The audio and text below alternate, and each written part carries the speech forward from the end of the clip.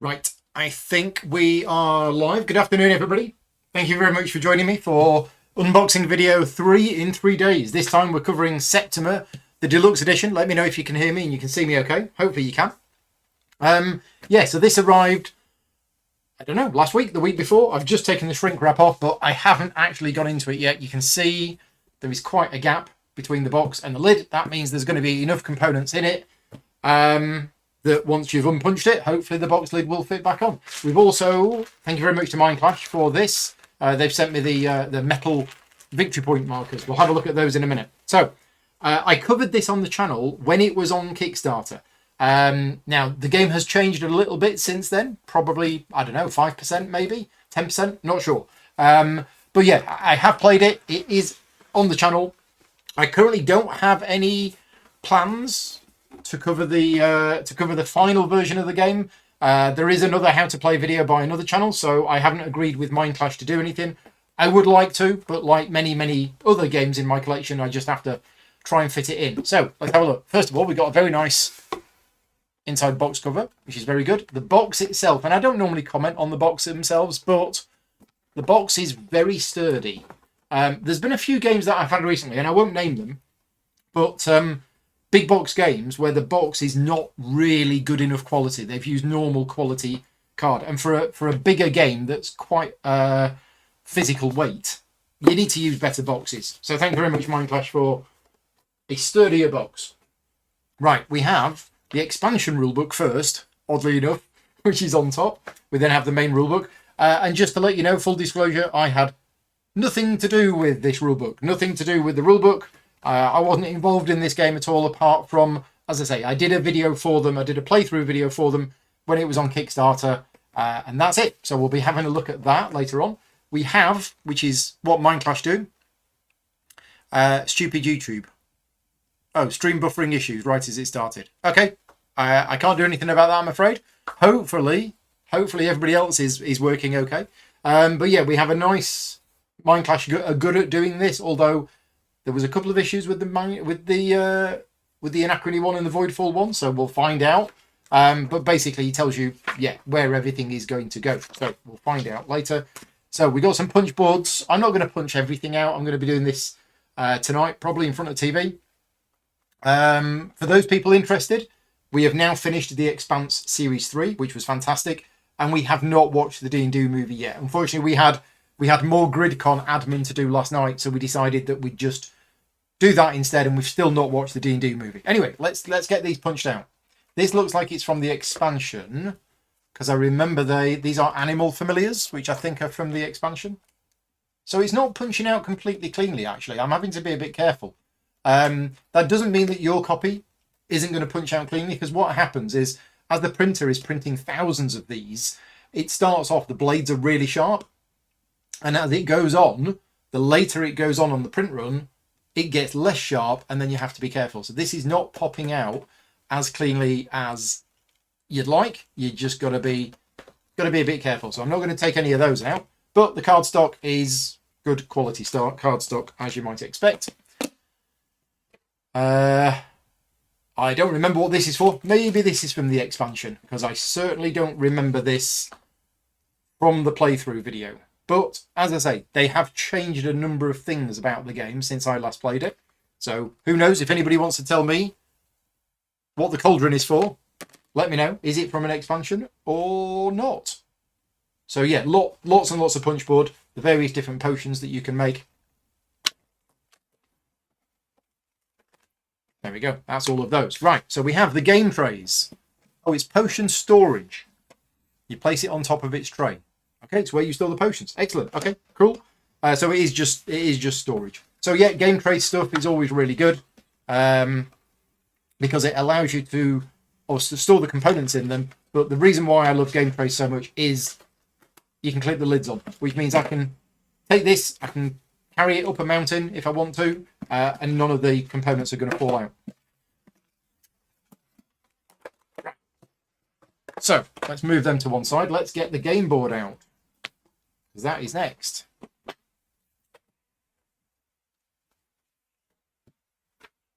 So we have a double-sided game board, which I'm going to assume is for player count. Or maybe it's for the basic game and the advanced game. I can't remember. It's been so long since I played it or even looked at it. But yeah, that doesn't have a funny icon on. So maybe that's for the advanced side. Is there more stuff on there?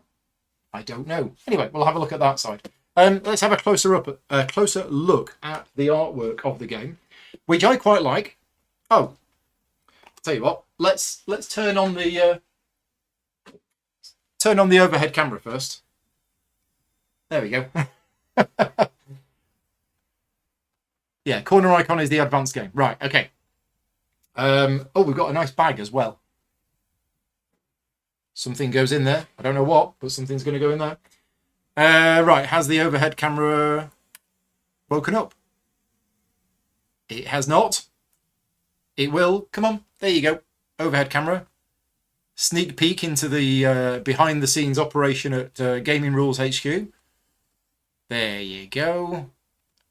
Okay, so yes, we can have a closer look at the artwork on this game, and there you go. So this is the central city, from what I remember about the game.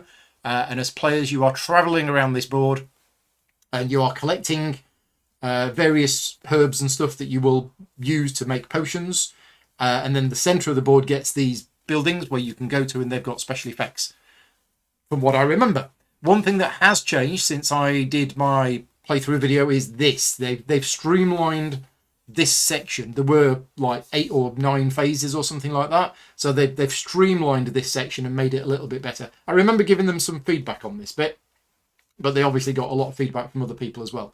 Yeah, so that's the main game board. Now there is another game board, which is this one. This is for the advanced game.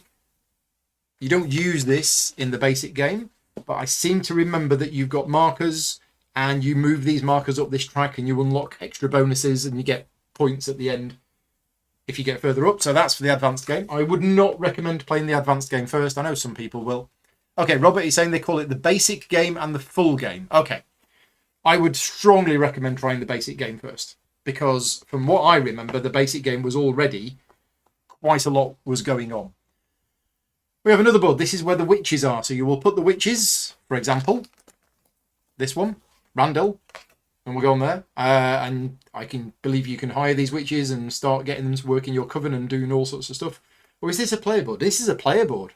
Yeah, this is a player board. So this is where you've got your 4 witches, because this track, this was the cool part of the game, is the more stuff you do, it raises your suspicion or something like that. And if it goes above these lines, then you start alerting people that come round and knock on your door and try and arrest you or something like that.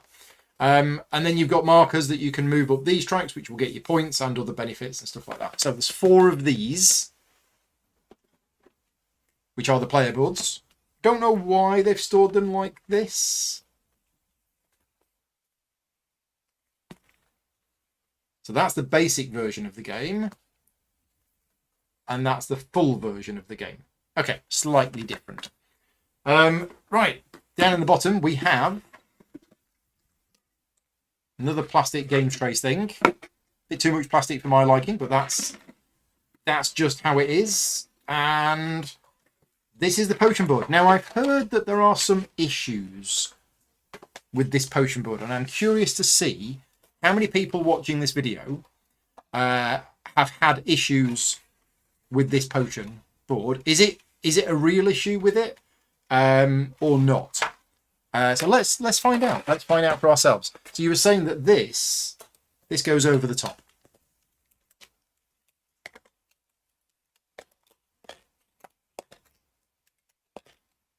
Okay, so that's going to go on there, right? Yeah, that looks nice. I'll probably glue that down maybe or something. I'm not sure.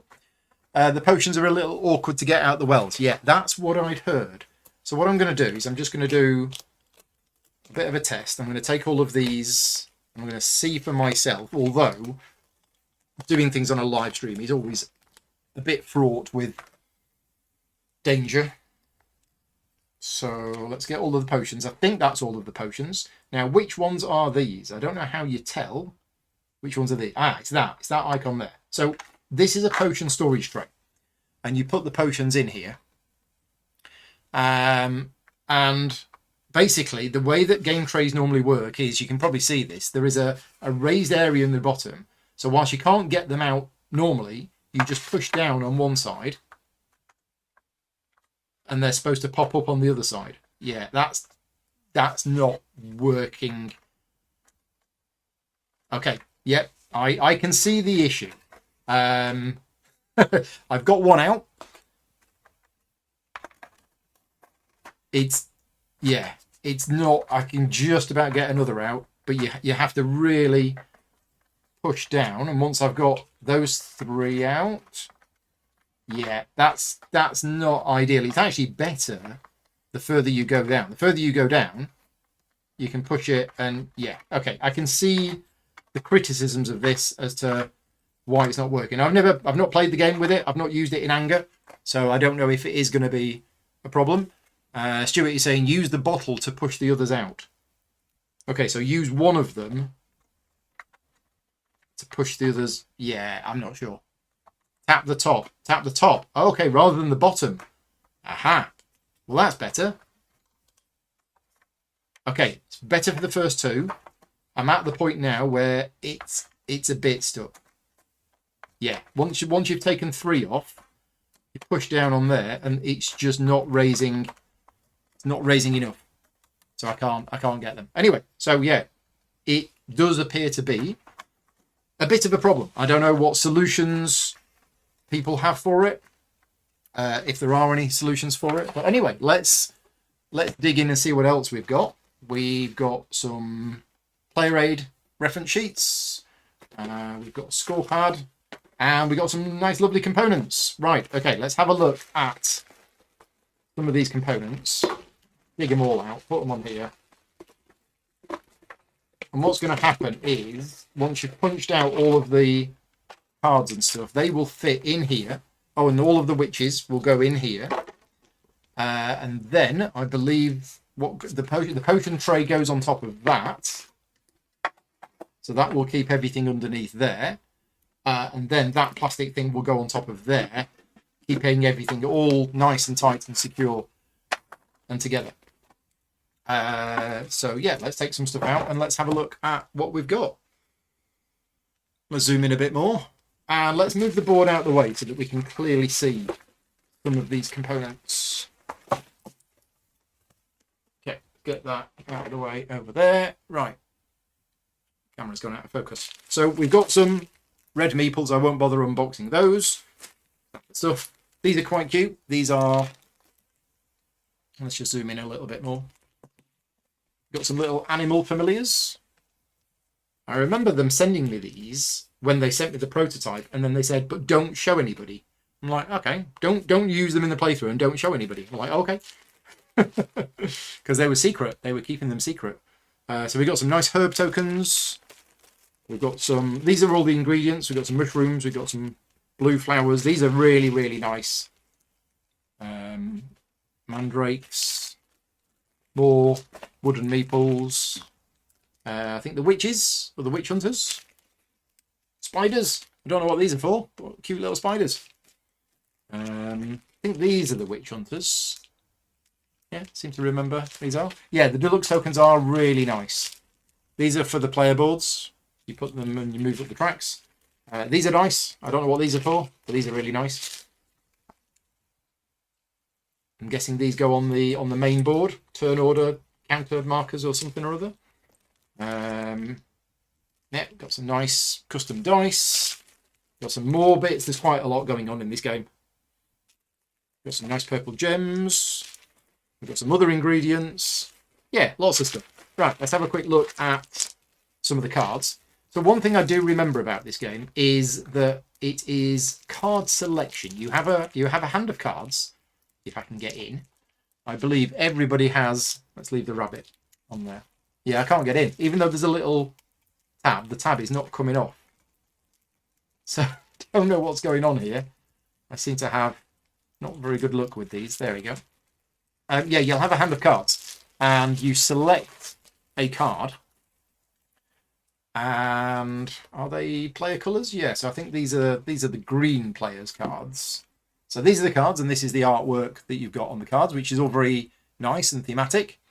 And what happens is that each turn, or each round of the game, whatever, you choose one of these cards and you play it face down in front of you. And then everybody reveals their cards at the same time.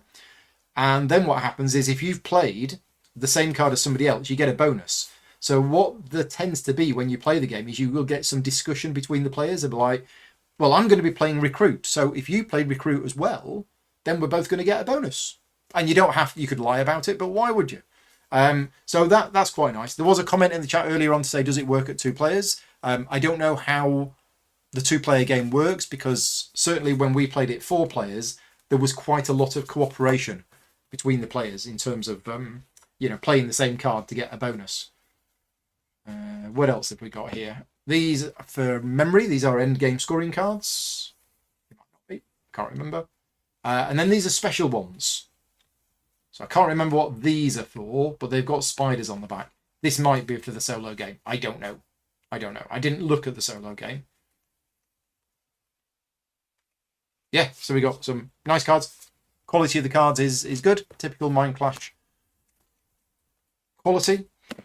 There will be a copy of this in the library at GridCon. I don't know whether anybody's actually scheduled any games of it yet, but this will be in the GridCon library. So if you are interested in playing this at GridCon, which is, for those people watching who don't know, it's a board game convention in the UK that starts this Friday, which is run by me and Vicky. This, once I've punched this out and everything, this is going to be in the GridCon library. So if you want a game of it, get on the game organizer, schedule a game, and I'm sure you'll be able to find people. If you can find somebody who knows how to play, who can teach you, then great. But yeah, otherwise you'll be learning from the rulebook. Stuart says do it. He's only played solo and he loves it. Excellent.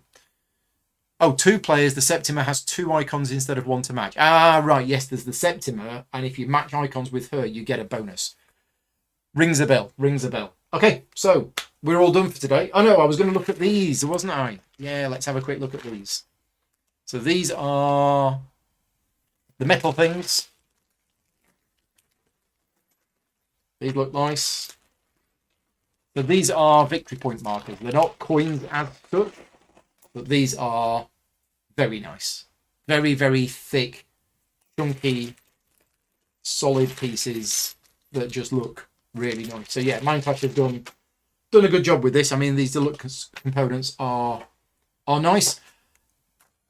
I just have some concerns about this, and I don't know if there is an immediate fix. As I say, I can get 3 of them out okay, but after that, getting the rest out is going to be a bit tricky. So yeah, I don't know what other solutions there are for this, or do you just not bother using this, and do you just put this on the table like that, and then put the potions in there like that? I think that's probably what I'm going to do, to be honest.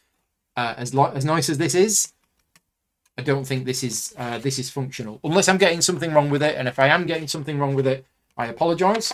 But I think for my games, I'm probably just going to put the cauldron on the table, and then put those things on there.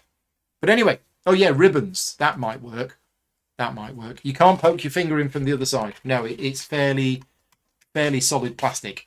So yeah, ribbon wells will work. It's just, yeah, I haven't got time to do that before GridCon. Anyway, we're all done. That's it for the unboxing videos. What day is it? It's Monday. So I've got 2 more live streams for you before GridCon. Tomorrow night is our Patreon exclusive Aeon Trespass Odyssey. So if you're interested in watching that is a Patreon exclusive live stream. We're on part 17. We've been doing it for the last 5 months. So that's tomorrow night at 8 o'clock. And then Wednesday, I'm being invaded by 3 guys from Malta that have come over to the UK and are demanding that I play games with them. So on Wednesday night from 7 o'clock, we're going to be playing the White Castle. So yeah, that's happening here on Wednesday. That'll be the last live stream before GridCon, and then I'll be off to GridCon on the Thursday. So as always, a big thank you to all of my Patreon supporters that fund the channel. These are not sponsored videos. In fact, none of the videos this week are sponsored. Same as last week and the week before, I think. But yeah, thank you very much. If you like the content that I create and you want to support me and support the channel, you can do so at patreon.com/gaming rules. And apart from White Castle on Wednesday, I will be back the week after. I'll probably need a couple of days rest after GridCon, to be honest. But I will be back with some more new Essen games afterwards. Right then. Thanks very much for watching. Take care. See you all next time. Bye-bye.